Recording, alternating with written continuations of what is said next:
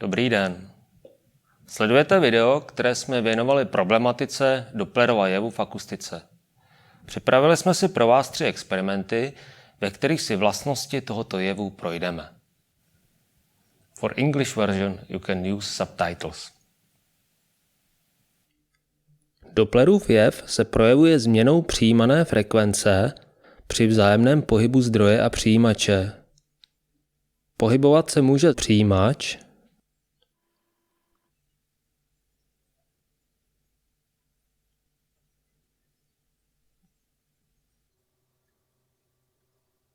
nebo zdroj,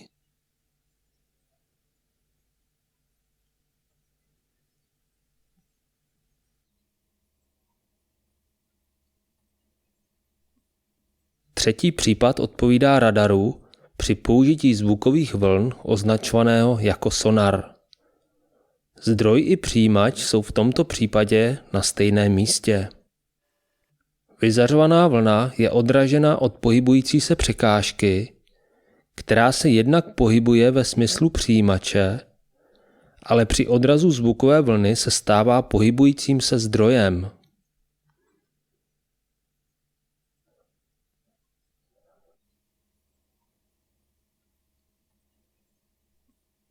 C ve vztazích je fázová rychlost šíření vlny. Pro akustickou vlnu ve vzduchu je tato rychlost teplotně závislá, theta je teplota ve stupních Celsia.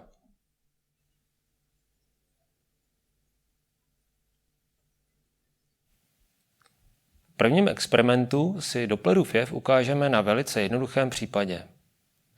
Experiment si může vyzkoušet každý sám a může být použit i jako úloha ve výuce, včetně zpracování protokolu. Jako zdroj použijeme malou reproduktorovou soustavu, jako přijímač můžeme použít jakékoliv zařízení pro záznam zvuku, může tím být mobilní telefon, diktafon či externí mikrofon od počítače. A ještě potřebujeme nějaký software pro zpracování. Lze použít prakticky jakýkoliv. My doporučujeme software Audacity, který je volně šířitelný pod licencí GNU GPL a funguje na různých platformách.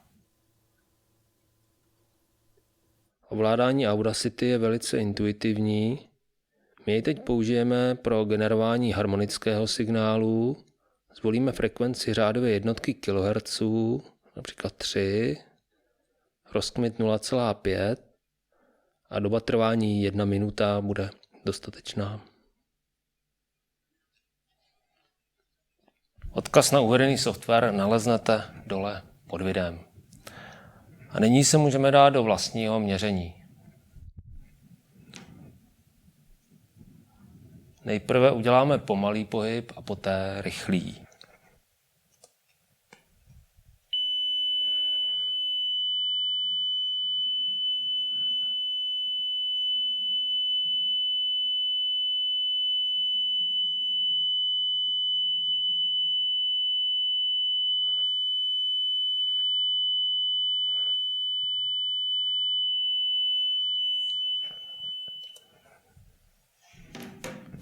A je hotovo. Pro analýzu použijeme již zmíněný program Audacity. Pokud jsme signál nenahráli přímo v něm, tak jej otevřeme. Vyhodnocení časového průběhu provedeme pomocí spektrogramu. Pro zobrazení zvolíme frekvenční rozsah 2900 až 3100 Hz. Nastavením hodnot v pravé části okna se mění pouze barevná škála zobrazení a je potřeba s ním trochu zaexperimentovat. Tlačítkem náhled se provede vždy zobrazení daného nastavení.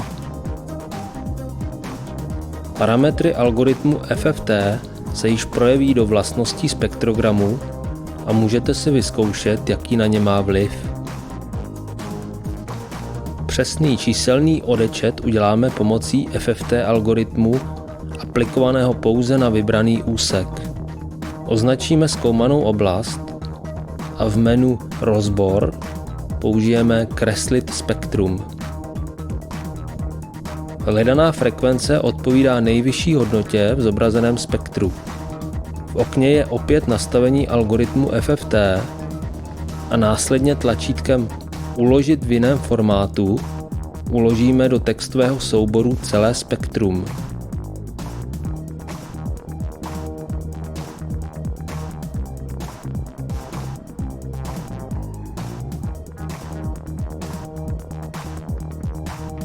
V něm již nalezneme požadované maximum číselně.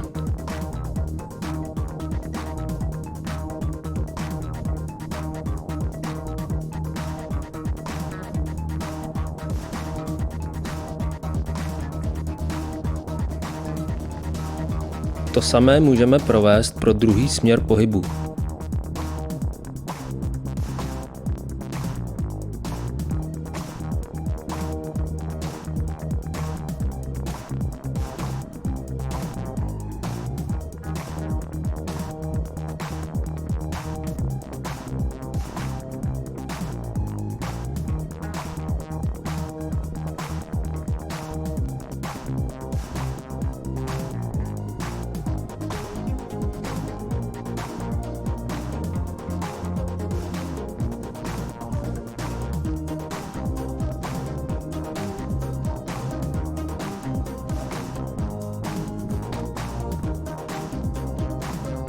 Je patrný malý, ale měřitelný rozdíl frekvencí způsobený právě Dopplerovým jevem.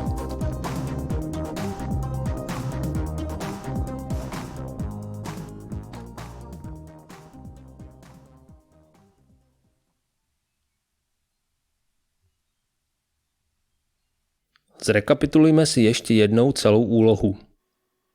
Zadáním je určit za použití Dopplerova jevu rychlost pohybu přijímače při pomalejším a rychlejším pohybu, a to ve směru jak ke zdroji, tak od něj.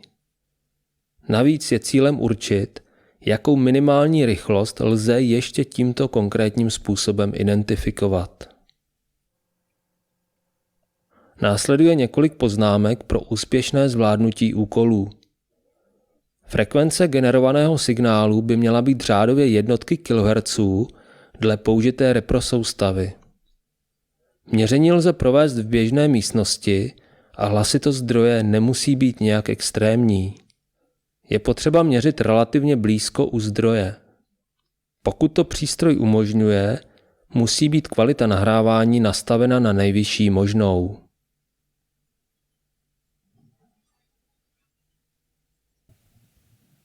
U druhého experimentu se zaměříme na rotační pohyb. Detailně se podíváme, k čemu dochází při rotačním pohybu přijímače v blízkosti pevného zdroje. I když se budeme snažit držet konstantní úhlovou rychlost, přesto bude docházet k časové změně frekvence.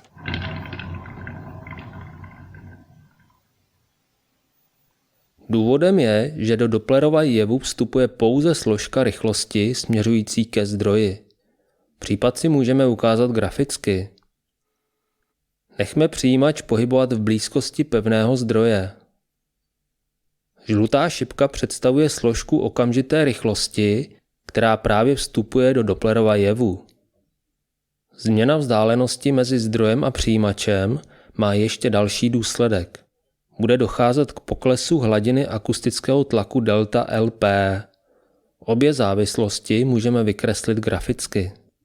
Poznamenejme, že na pokles v reálné situaci bude mít navíc vliv směrová charakteristika přijímače.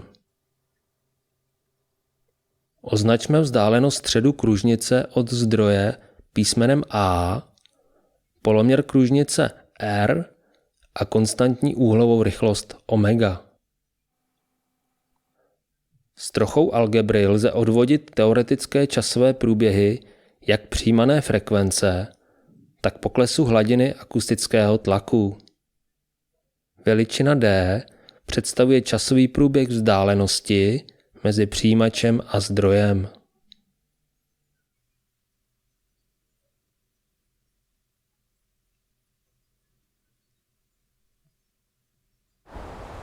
K experimentu použijeme zdroj, kterým budeme generovat dva sinusové signály o frekvencích 2700 a 2900 Hz. Záznam provedeme pomocí mikrofonu, kterým budeme rotovat o poloměru přibližně 3 metry.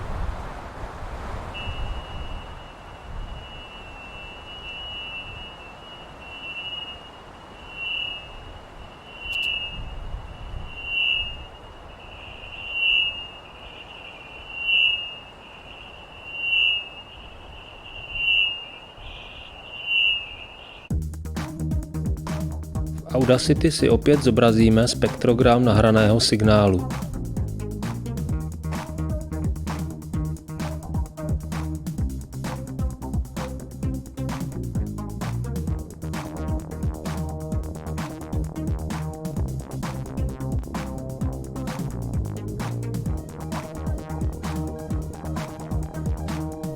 Zdánlivé dva průběhy odpovídají dvěma současně generovaným sinusovým složkám.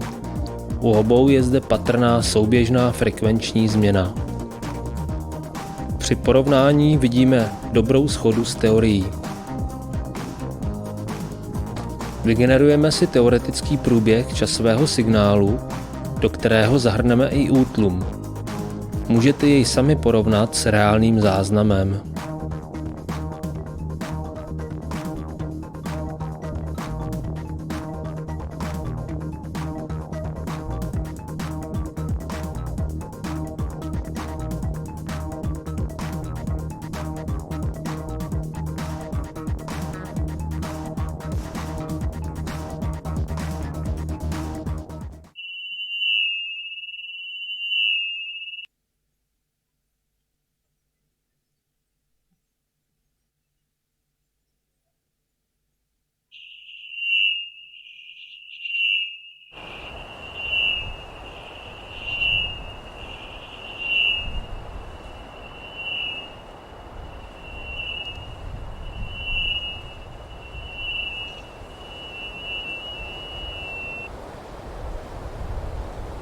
Tak to byl Dopplerův jev při rotačním pohybu. U třetího experimentu si uvědomíme, že pokud se bude zdroj pohybovat mezi dvěma přijímači, bude na jednom se frekvence zvyšovat, když to na druhém snižovat. Tyto přijímače mohou být umístěny jak horizontálně, tak vertikálně. V tom případě využijeme volného pádu zdroje. Jako zdroj jsme si připravili takovýto kužel, který má na sobě dva piezoměniče.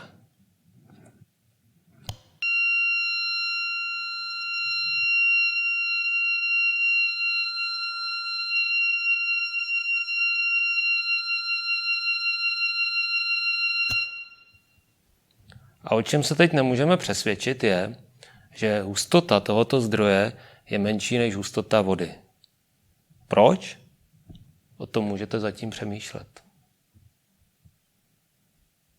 Signály obou záznamových mikrofonů můžeme sečíst a následně pro ně zobrazit společný spektrogram opět v programu Audacity.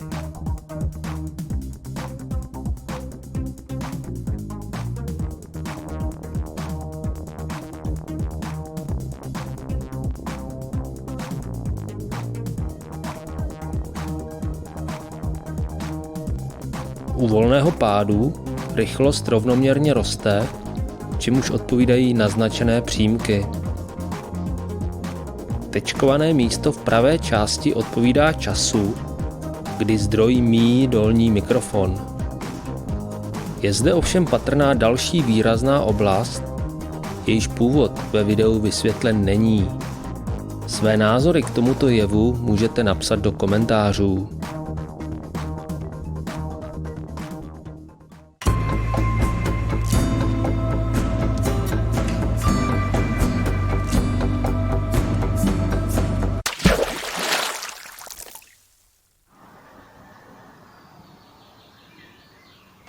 Tady vidíme požadavek na hustotu zdroje. Nechceme ho totiž utopit.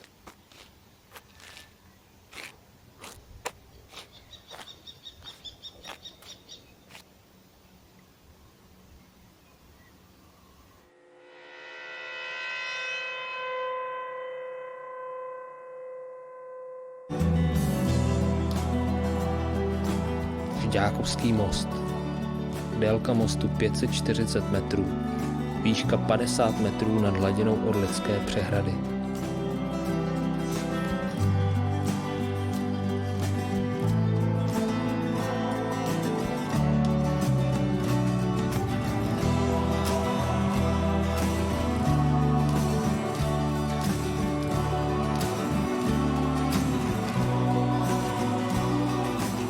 To je výška. Holt 50 metrů.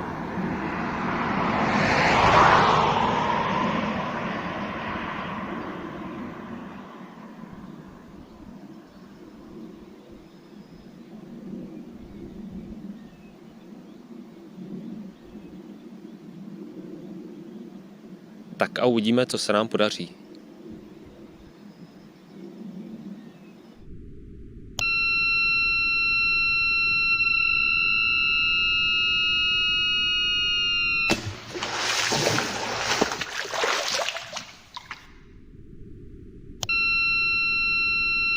Jak se asi cítí zdroj?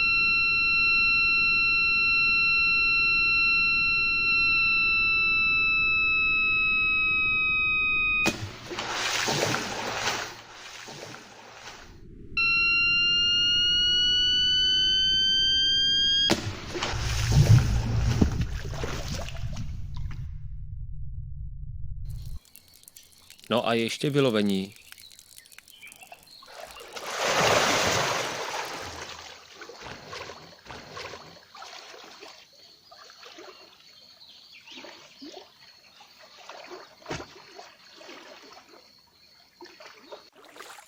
Jak je vidět, k velkému zničení zdroje nedošlo. I když jsme video pro vás připravovali pečlivě, přesto se nám do něj vloudila jedna chybička.